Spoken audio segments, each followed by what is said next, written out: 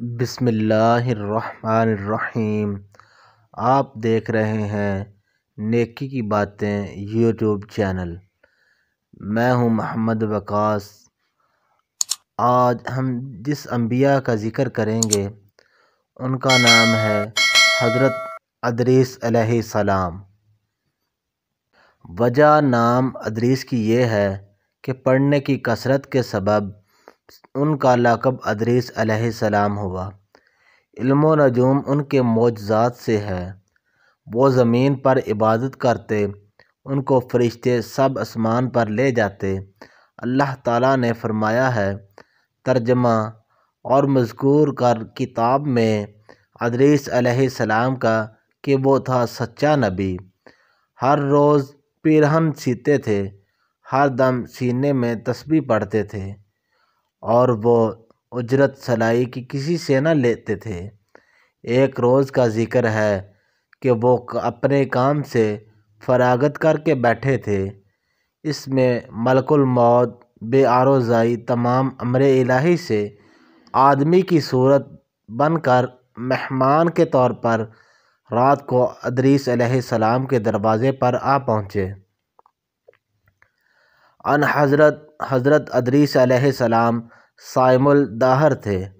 جب شام ہوئی، افطار کے وقت پر کھانا آپ کا بہشت سے آتا، جس قدر چاہتے کھا لیتے، باقی کھانا بہشت میں واپس چلا جاتا۔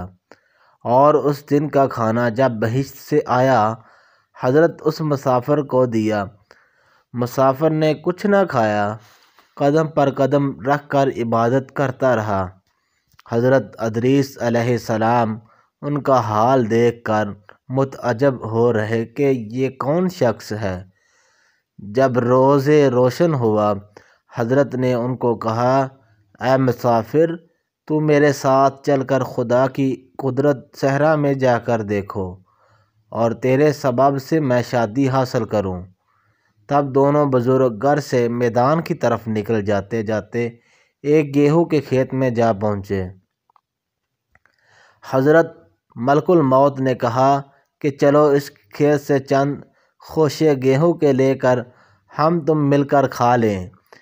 ادریس علیہ السلام نے فرمایا، عجب ہے کہ تو نے شب گزشتہ کو کھانا حلال نہ کھایا، اب حرام کھانا چاہتا ہے۔ پھر وہاں سے دونوں بزرگ ایک باغ میں جا پہنچے، اور وہاں بھی انگور دیکھ کر حضرت اسرائیل علیہ السلام نے کھانے کا قصد کیا۔ حضرت ادریس علیہ السلام نے فرمایا کہ تصرف ملک گیر میں حرام ہے۔ پھر جاتے جاتے ایک بکری دیکھ کر حضرت اسرائیل علیہ السلام نے کھانے کا ارادہ کیا۔ پھر ادریس علیہ السلام نے ان سے کہا کہ بیگانی بکری کو ذبح کر کے کھانا ممنوع ہے۔ بس اسی طرح 3 روز تک دونوں باہم تھے، جبکہ ادریس علیہ السلام نے معلوم کیا کہ یہ شخص بنی آدم سے نہیں ہے۔ تب حضرت نے فرمایا، واسطے خدا کے تو ظاہر کر کہ تو کون شخص ہے۔ اس نے کہا، میں اسرائیل علیہ السلام ہوں۔ تب ادریس علیہ السلام نے فرمایا، اے واہ بھائی، سب مخلوقات کی جان تم ہی قبض کرتے ہو۔ اس نے کہا، ہاں۔ حضرت نے فرمایا، شاید کہ میری جان قبض کرنے کے لیے آئے ہو۔ اس نے کہا، نہیں، میں تمہارے ساتھ خوش طبعی کرنے آیا ہوں۔ اس نے کہا، آج 3 دن سے تو میرے ساتھ ہے، اس عرصہ میں تو نے کسی کی جان قبض کی ہے؟ وہ بولا، ترجمہ ملک موت نے کہا، کل جان قبض کرنا ہمارے ہاتھ ایسا ہے جیسا کہ 2 ہاتھ کے نیچے تمہاری روٹی دری ہے۔ جس کی اجل آتی ہے اللہ تعالیٰ کے حکم سے میں جان ہاتھ بڑھا کر اس کی قبض کر لیتا ہوں، اور بولا، اے ادریس علیہ السلام، میں چاہتا ہوں کہ تیرے ساتھ رشتہ برادری کا پیدا کروں۔ ادریس علیہ السلام نے کہا کہ میں تیرے ساتھ رشتہ برادری کا تب کروں گا کہ تلخی جان کندنی کی ایک بارگی تو مجھ کو چکھا دے، تاکہ خوف اور عبرت مجھے زیادہ ہو اور عبادت خالق کی زیادہ کروں۔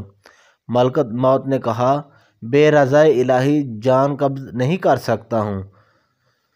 تب اس نے خدا کی بارگاہ میں عرض کی، حکم الہی ہوا کہ جان ادریس علیہ السلام کی قبض کر۔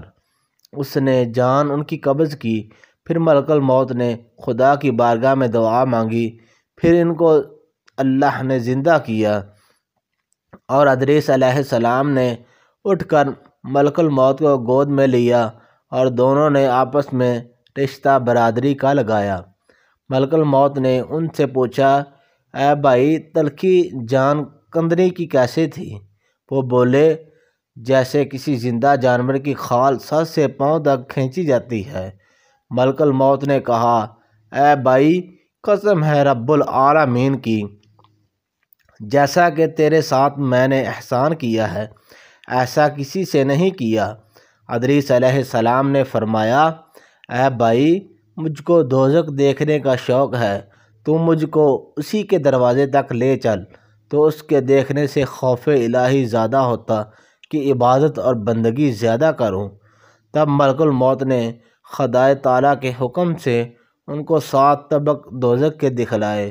پھر وہ بولے، اے بھائی، مجھ کو بہشت دیکھنے کی آرزو ہے کہ اسے دیکھ کر شادی حاصل کروں، یعنی کہ خوشی حاصل کروں اور عبادت زیادہ کروں۔ پھر ان کو بہشت کے در پہ لے گئے۔ پھر بولے، اے بھائی، میں تلخی جان قدنی کی چکھ چکا ہوں اور دوزخ کو بھی دیکھا، جگر میرا مارے پیاس کے جل گیا۔ اجازت ہو تو بہشت میں جا کر ایک پیالہ پانی پیوں۔ تب اس نے کہا کہ تو وہاں سے پھر آنے کا عہد کر۔ ادریس علیہ السلام نے عہد کیا کہ آؤں گا۔ تب بحکم الہی اپنی نالین کو درخت طوبیٰ کے تلے چھوڑ کر بہشت کے اندر چلے گئے، کیونکہ عہد باہر آنے کا کیا تھا اور نالین کو بھی طوبیٰ کے تلے چھوڑ آئے تھے۔